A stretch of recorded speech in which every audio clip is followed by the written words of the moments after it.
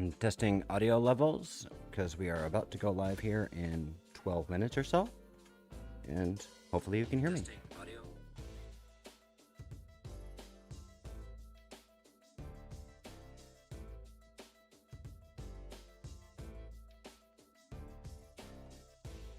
Sounds like it worked.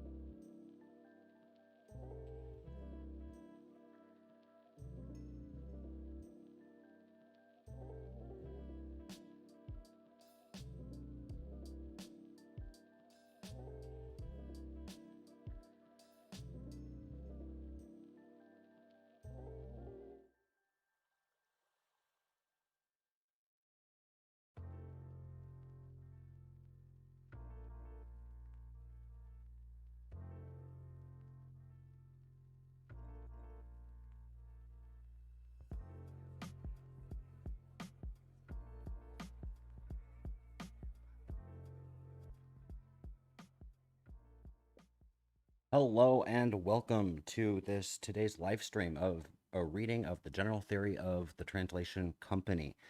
My name is Tucker Johnson, and I'm one of the co-authors of the General Theory of the Translation Company, and I'm also one of the co-founders of a company called Nimsy Insights. So if you're watching this feed, then you can thank Nimsy Insights because we are broadcasting on all channels including YouTube, Facebook, Twitter, and LinkedIn. Although I'm not so sure about that LinkedIn feed. We've been having problems with that. So if you're over on LinkedIn, I apologize. Oh, hi, Karina.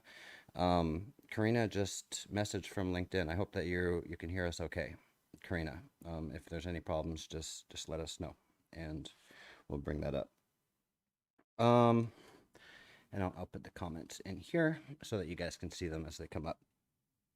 So up until this point, this is an experiment that I'm running, because I wrote this book about 3 years ago with Renato, and I haven't read it much since then. I never picked it back up and read it in the 3 years. So I thought it would be interesting to go through and see what's changed, what hasn't changed.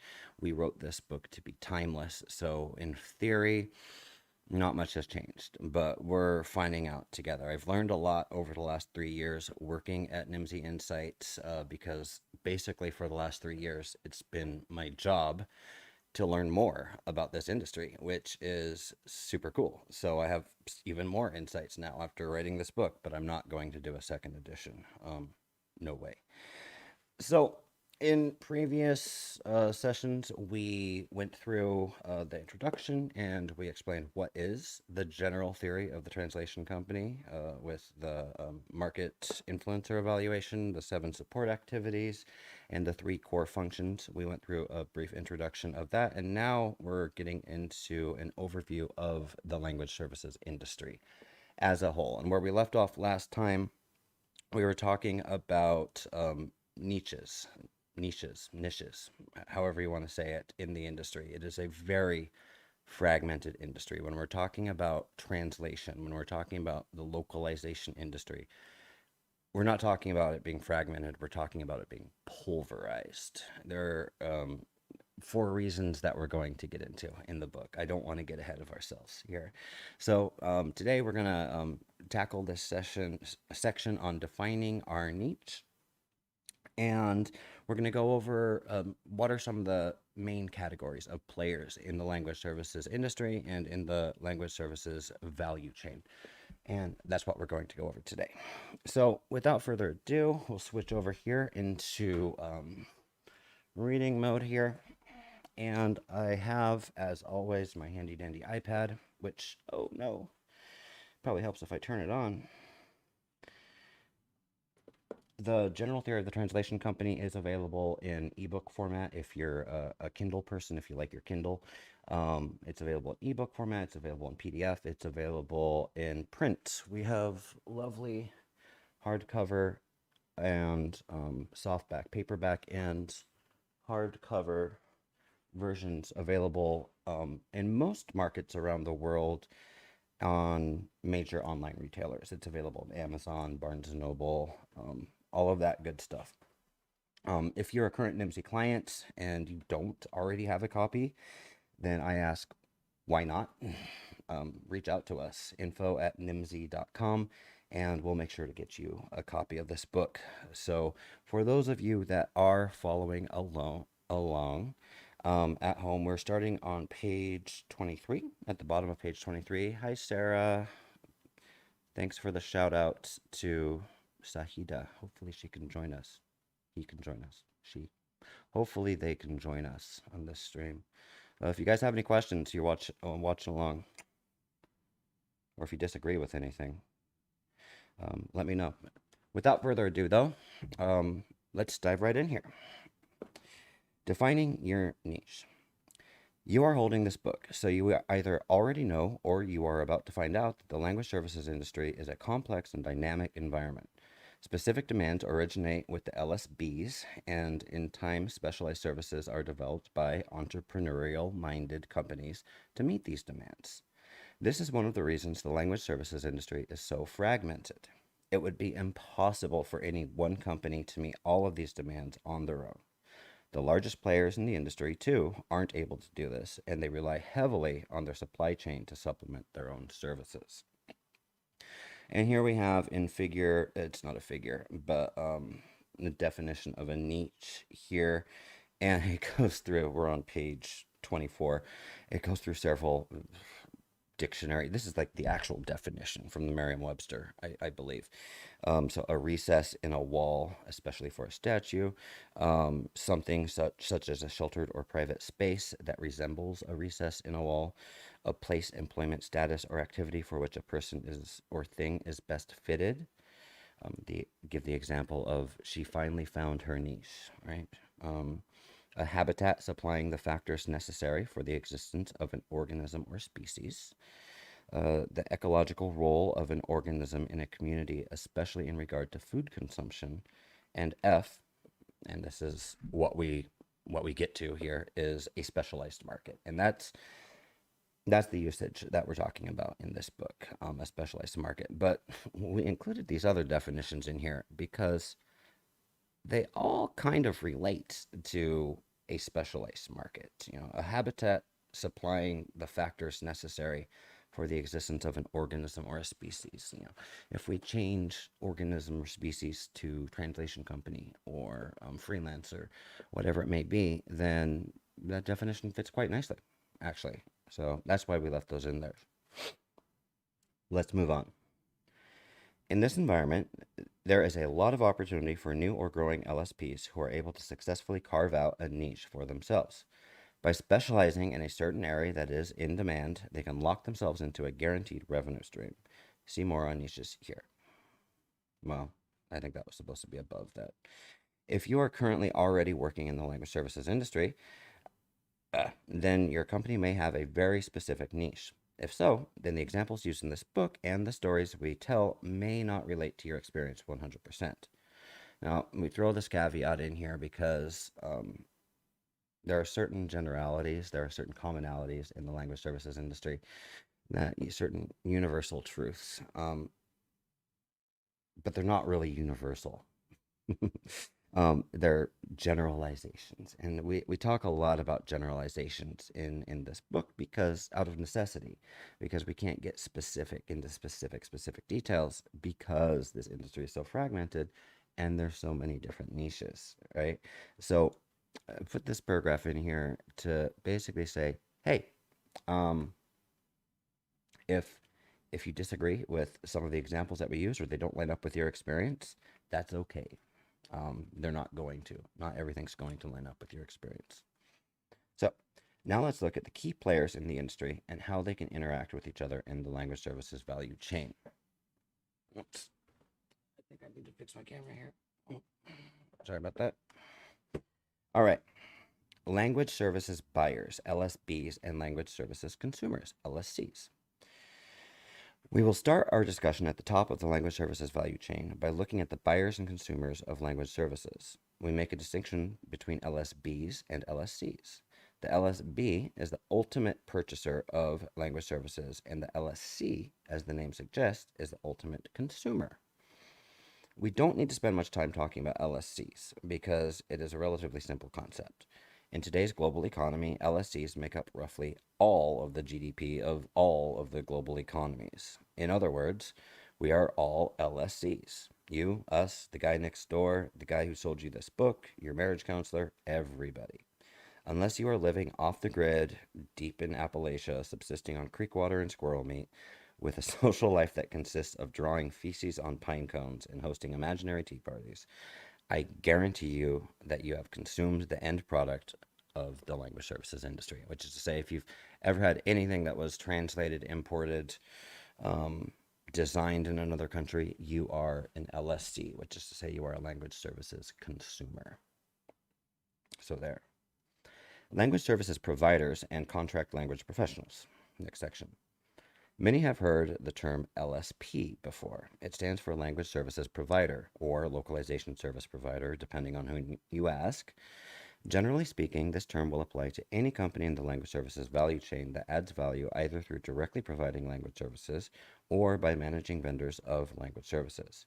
The generic term LSP includes everything from a one-person translation company to a global multiple language services provider, MLSP, employing thousands. For the purposes of the discussion that follow in this book, though, it is necessary to draw a distinction between the different classes of LSPs that evolved in the industry.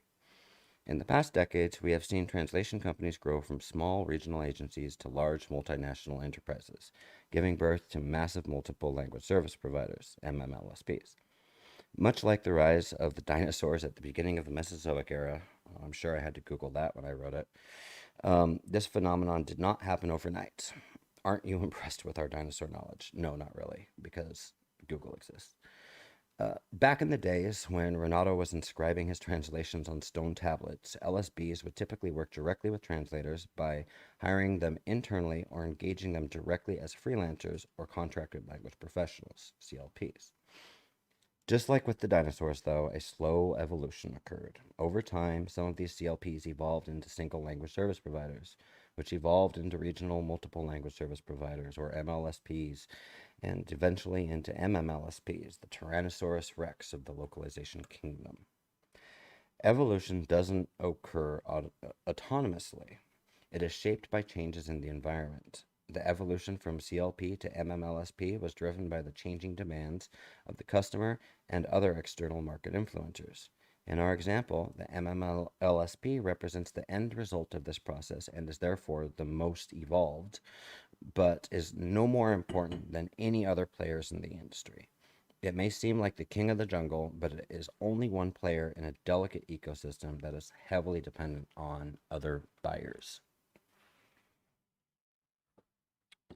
I'm going to talk about that just for a sec here. So,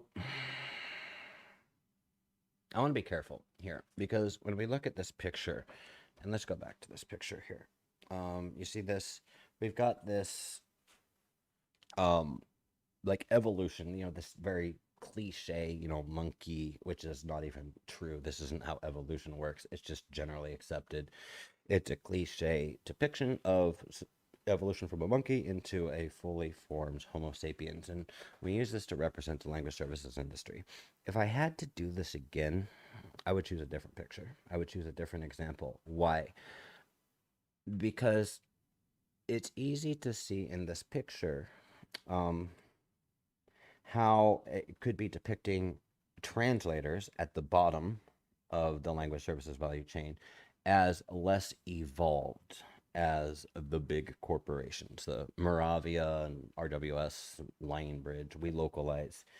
And that's not true. Because it's not like they're less evolved. It's like they're different species all working together in a single ecosystem, actually. So it's not really fair to think of the smaller single language providers as less evolved as the larger guys. They're just filling a different niche. This section is all about niches. They're just filling a different niche. So if I had to do it again, the next edition of this book, if it ever happens, changing this image. Uh-oh, 10% battery. Let's hurry. So this is figure 6 that I'm talking about on page 26 for those of you following along at home. All right, figure 6 not only represents how LSPs have evolved as a species over the years, but also represents the typical path that a company may take as it grows in the industry. That is, if it is able to stay in business and not get bought by a third party, as that happens. There's a lot of mergers and acquisitions in this company. We talk about it a little bit in our reporting that we do at nimsy.com. If that's the kind of thing that super interests you, reporting on mergers and acquisitions and finances and stuff like that, go check it out. It's very cool. We actually have a M&A practice here at NIMSY as well. So we are very involved in that process of helping companies get bought and sold. And because it's such a fragmented industry and because it's such a niche industry, it's an interesting industry to watch for M&A because a lot of times private equity firms from outside, I'm digressing big time here, they just don't understand it. So they really need help to help understand this industry. And that is one of the audiences that I wanted to write this book for, is people from outside the industry that want to learn more about it. So if you're watching this video, or if you found this book and you're from private equity company, or you're an investor or otherwise wanting to get involved in the language services industry, first of all, welcome. And second of all, this is the place to start, this book, because it provides that high level overview. Okay, moving on. So let's take a look at our typical value chain to examine the role of different classes of LSPs and see how they interact with each other. We'll soon start at the bottom with CLPs and work our way up to MMLSPs. We frame the discussion this way so that we can see how one can grow out of the other, with the natural evolution from CLP to SLSP to RMLSP to MLSP to MMLSP. That is alphabet soup. So what we're talking about here is like, we're not just talking, when this evolution metaphor that we're using is twofold. First, it's to describe the evolution of the industry over the decades, centuries, really. And secondly, it's to describe the micro evolution or adaptation, I should say, of individual companies. All of these big companies started out small.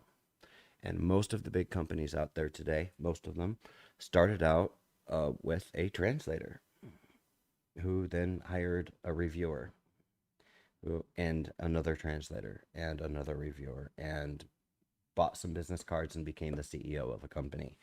And that's how the evolution happens. So let's take a look at the bottom of the supply chain, starting with contracted language professionals. Awesome. Thanks for subscribing, Ahmed. You rock. Contract language professionals. The CLP is arguably the most important player in the entire industry. This category consists of any individual contributor in the value chain, but is primarily made up of translators, proofreaders, copywriters, marketing professionals, consultants, and engineers. It is basically anybody who has the skill and expertise to adapt content to global markets and is willing to sell their services. CLPs are the backbone of the language services industry. Without these unsung heroes, no work could get done. There are many different types of CLPs in the industry today, but generally speaking, there are some common traits among them. Many choose to work on freelance or short-term contract basis because it allows them the flexibility to set their own schedule, be their own boss, and have control over their work-life balance. On the other hand, some do choose to seek full or part-time employment from a language services provider, and in some rare cases, they work directly for LSPs. I say rare. I'm not sure if I should have said rare, though. I think that's getting more and more common, but we can put a pin in that. We can come back to that.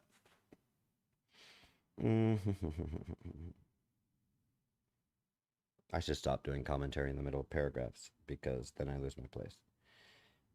Many enjoy working as a contracted language professional because it gives them the ability to work on multiple projects for multiple different clients. Thus, there's always something new and exciting to work on. As we mentioned, it is increasingly rare to see CLPs working directly for the LSPs. LSPs used to contract directly with CLPs before the existence of LSPs, but over time, the buyer's demands increase. And this is what we were talking about, is that there's no way that there's so many different diverse demands in this industry. There's no way that any single provider, any single language service provider can meet all of those demands. So out of necessity, it is a very fragmented market.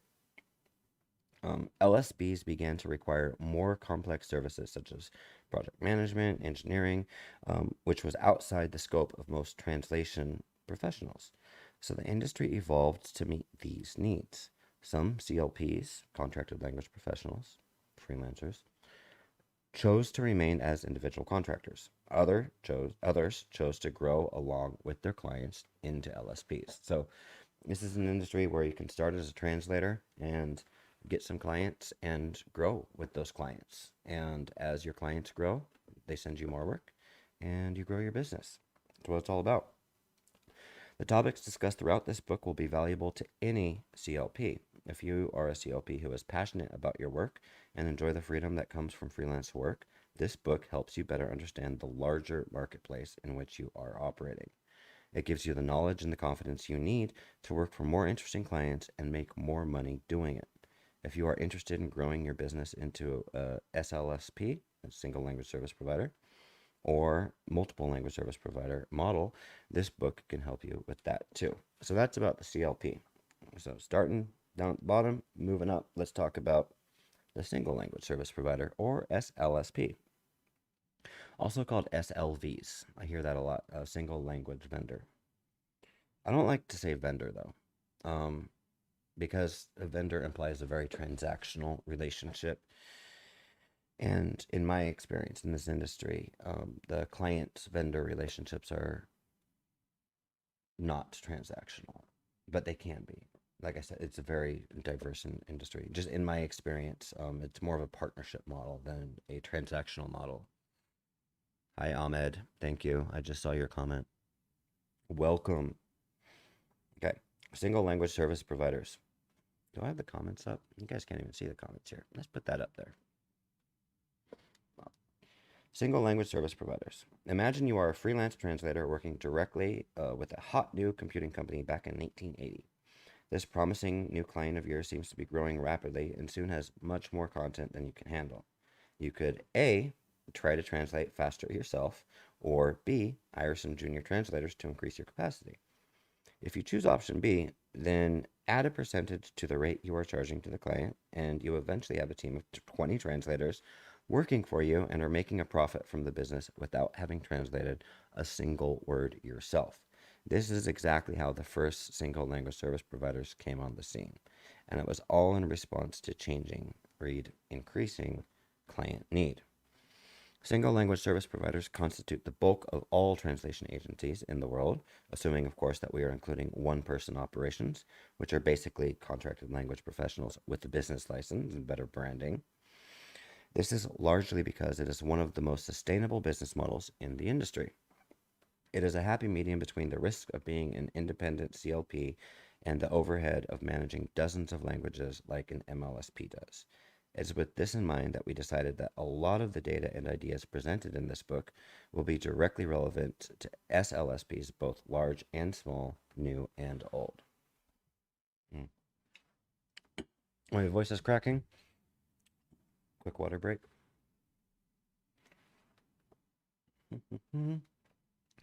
Moving up the chain. And I keep referring to this language services chain. If you don't know what I'm referring to, I'll refer you back to page 23 here. Is one example of the language services value chain. There's another depiction here on page 21 in figure 3, the language services value chain. So if you hear me referring to the value chain or the supply chain, that's what I'm talking about right there. Let's go back to where we were. Okay, regional multiple language service providers. Some SLSPs are not content with one language. There is more money to be made by offering multiple languages, and LSPs were all too happy to let their suppliers provide even more languages from them. The incremental costs of adding additional languages are minimal in the grand scheme of things, especially if you are operating in a market with multiple language requirements and therefore have easy access to translators and other languages. What do I mean by that? Operating in a market with multiple language. In a lot of countries, especially outside the US, you're required by law to offer languages. Well, even in the US, you're required by law to provide translated materials to people. So, those type of environments. What RMLSPs do? This is a figure of the yellow box here in the middle of page 29. Mostly operate in countries like India, where multiple languages are spoken, or deal with geographic clusters such as the Balkan or Baltic languages. So you see regional multiple language service providers like in regions that are known for their language diversity. What else do they do? They specialize in lesser known or lower demand languages such as indigenous African languages. So it's hard to make a living as a translation company selling tree, Akan tree, because there's not that much demand for the translation, and also because there's a huge bilingual English to tree population in the world, and So there's a huge supply and there's not much demand. So that's a horrible idea for a company selling just tree translations in Africa. Now, if you sell African translations, it's a lot more complex to manage, but you're opening up your supply a lot more because you're offering a lot more services. So that's what I'm saying there. What else do they do? They specialize in different dialects of the same language, such as different variants of Latin American Spanish. That's a good point. It's a good niche. People that specialize in Chilean Spanish, for example. Um, Virtual RMLSPs specialize in different dialects of a language from different regions, such as Portuguese and Brazilian Portuguese, French, and French Canadian.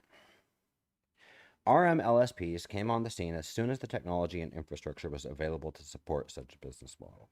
For example, 20 years ago, with the continually decreasing costs of travel and international communications via long distance telephone services, a Brazilian single language service provider providing Portuguese translations could grow to provide Spanish translations with relative ease. In Europe, the fall of the USSR meant that some Eastern European SLSPs could expand into additional Eastern and Central European languages, thus multiplying their service offerings. The regional multiple language service provider still exists today and is still a viable business model. These companies can add a lot of value, whether they are engaging with MLSPs or directly with LSBs, those the language services buyers, the clients, particularly in areas where there are multiple regional languages being spoken or if they are specialized in rare languages. An MLSP would much rather contract with a single RMLSP in Southeast Asia, for example, than have to find separate vendors for each of the dozens of regional languages. That's a huge point. That's the main value add of a regional language service provider is you can work with clients that typically would work with a single language service provider, but they don't want to work with a dozen different ones for a dozen different languages in your region. Mm-hmm. RMLSPs can operate in regions with obscure or hard to source languages. They carve out a niche for themselves and add value through their vendor management core function. We're going to get to that. Oh boy, are we going to get to that. Can't wait. RMLSPs can talked about that. And there are even some LSBs who prefer to contact directly with regional multiple language service providers, either because they are strategically focusing only on a single region for global expansion, or because they enjoy the reduced costs associated with cutting out the middleman, which we were talking about in previous videos. That the regular multiple language service provider. That is the regular multiple language service provider. However, mostly RMLSPs will actually contract with the MLSP to perform their work, which gives them a steady and predictable flow of work without the overhead of having to actively acquire new LSP clients and maintain those relationships directly. For RMLSPs, the information in this book is useful to understand a little more about the larger ecosystem in which they operate, as well as the specific value that they bring to the language services value chain. Specialized RMLSPs are a very important cog in the larger machinery of the language services industry. Now we're going to talk about multiple language service providers and technology providers. Let's check that battery, shall we? 5%. Let's do it. We can power through. Really should check my battery before starting the stream. Sorry. Multiple language service providers, MLSPs. RMLSPs are technically MLSPs with an additional letter in front of the acronym. For the purposes of this book, though, we draw a distinction between RMLSPs and MLSPs as they operate in different niches in the industry and often have different customers. This is to say, they are both MLSPs, but they rarely compete directly with each other. In fact, MLSPs are RMLSPs' biggest customers. That's true a lot of times. Not all the time. MLSPs oftentimes grow out of the SLSPs or RMLSPs as they continue to offer more and more languages to their clients. However, it is equally common for MLSPs to start from scratch, completely skipping over the SLSP and RMLSP stage.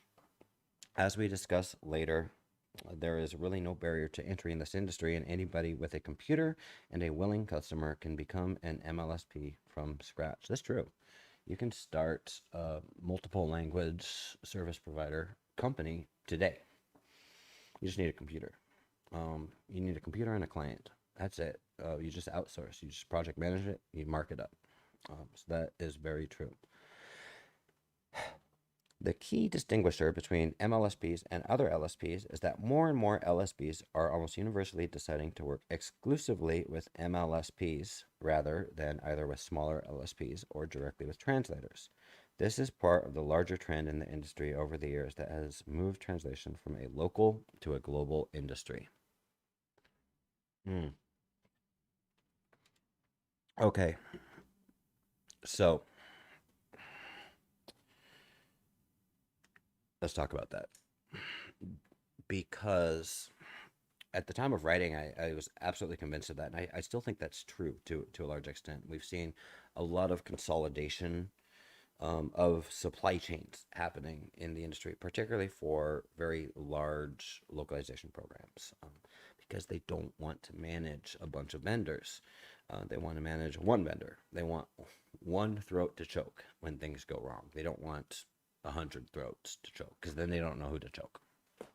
Um, However, we've seen all the, recently, from the conversations that we're having in the industry, and we have a lot of conversations because that's, like I alluded to earlier, that's like our job here at MC Insights is to have our ear to the ground in the industry. We're having a lot of conversations with people that are actually looking to go back. They have a consolidated model, but they don't like it because they're putting all of their eggs in one basket, and it's too much risk for them, and maybe they've had a bad experience. Maybe they want to fire that vendor. Maybe that vendor is not performing for them anymore, but they can't fire them because they are so locked into them because it's all they have. So, well, I don't think I need to publish a new edition of the book just for that. I did want to call that out because it makes a difference. I didn't want you to think that like this was the universal truth and this is what's happening with people, with every company in the industry. Um, so we can, um, yeah, let's keep going here. Decades ago, if you needed translations, you would pick up the phone book to find a company. Almost without exception, these companies were small and specialized in one language. The Yellow Pages were the LSP's best marketing tool. Wow, the Yellow Pages. Who remembers the Yellow Pages? Hundreds of companies like AAA hyphen Spanish Translation Agency or Zero hyphen Airs French Translation dominated the advertisements, each trying to stake a claim um, on that coveted first slot in the alphabetically listed directly. So those of you who maybe don't even know what a Yellow Pages is, um, you used to get a book in the mail. It was like this thick. It was like a Bible, and it would list everybody's phone numbers. And the section of pages that was yellow had businesses. That was the business directory, and businesses would create their listings in the business directory, or they would buy listings in the business directory. And so that's why there's a lot of these like alpha translations, AAA localization, because if you have AAA localization, your company goes first. So, and a lot of people, when they want translation, they don't care who they buy it from. They're going to see the first number that first phone number they see, they're going to call that one. They're going to hire those guys. Okay, all this changed with advancements in technology and lowering of barriers to global business. International phone lines, fax machines, then the World Wide Web and email. All these led to the natural and inevitable emergence of companies that could offer not only multiple languages from their region, but from countries all over the world. For an Argentinian LSP, it was suddenly just as easy to hire a Chinese translator as to hire a Spanish translator. This brought more value to the end client because it meant that they did not need to manage as many vendors and could instead and could engage with a single vendor who could handle all of their localization needs. Thus, the MLSP, multiple language service provider, was born. One characteristic of a typical MLSP is that they work with dozens of languages that are not confined to any geographical area. In fact, most MLSPs will not even have a set list of languages that they work with because they understand that by maintaining a structured and flexible vendor management program, they can effectively source any language required by their clients. Their typical answer to a client asking about which languages they offer is simply depends. Which languages do you need? Another characteristic of an MLSP is that they work almost exclusively with LSBs, direct with clients. They rarely sell their services to other LSPs or any other players within the industry. Even though multiple language service providers are at the top of the language services value chain, doesn't necessarily mean they're always the biggest players in the industry. There's absolutely such a thing as a one-person MLSP. This is why we draw a distinction between MLSP and massive multiple language service provider, MMLSP. MMLSPs are simply very large MLSPs. You would probably appreciate a more exact definition here, but we aren't going to give it to you. The absolute truth of the matter is that any distinction we draw would, at the end of the day, be entirely arbitrary. We could say that MMLSPs are over X dollars in revenue or employ Y number of employees, but such a definition doesn't add value to our conversation here. Why? Because in the language services industry, size does not matter. Size is just a state of mind. When LSPs start to define themselves by their current size, they are unconsciously limiting their potential. So our distinction between MLSPs and MMLSPs is only meant as a useful descriptor that we can use to frame the discussions in the rest of the book. Regardless of size, MLSPs play a very important role in the language services value chain. They are the gatekeepers to the entire language services industry.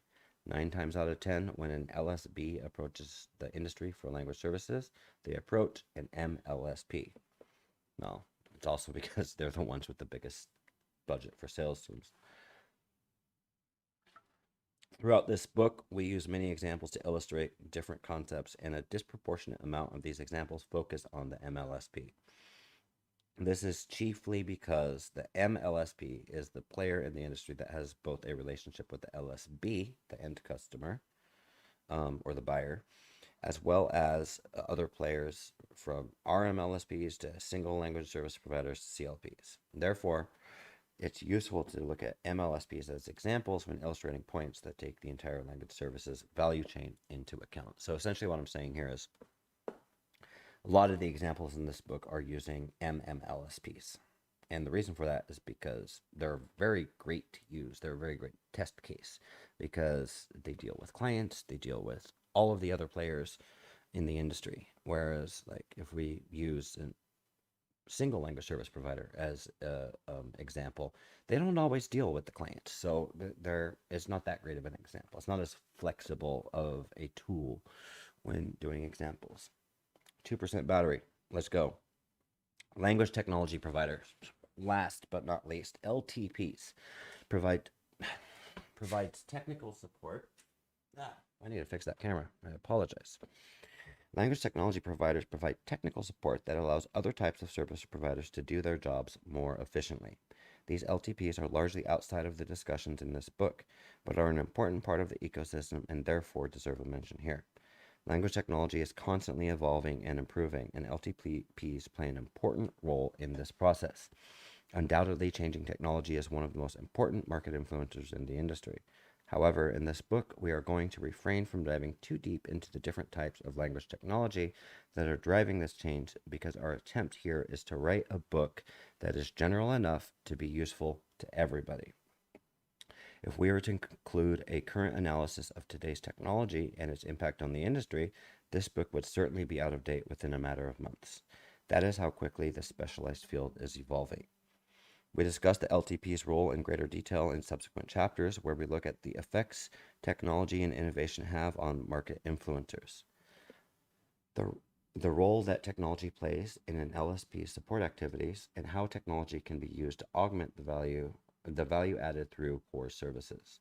If you currently work for an LTP or dream of bringing together your passions for technology and language one day, then this book may not tell you how to go about doing that, but it does provide valuable insight into the industry in general and an idea of the buying behaviors of your potential clients. which could range anywhere from CLPs to LSPs. We made it. Thank you, little battery, for surviving. Next time, we're going to pick up here on page 34, operating with little information. We're still talking about the industry as a whole. We're still in the section providing a general overview of the industry. We started earlier with the general theory. Been moving forward. Go back and check out those previous videos, or just go read the first sections of the book if you haven't so far. And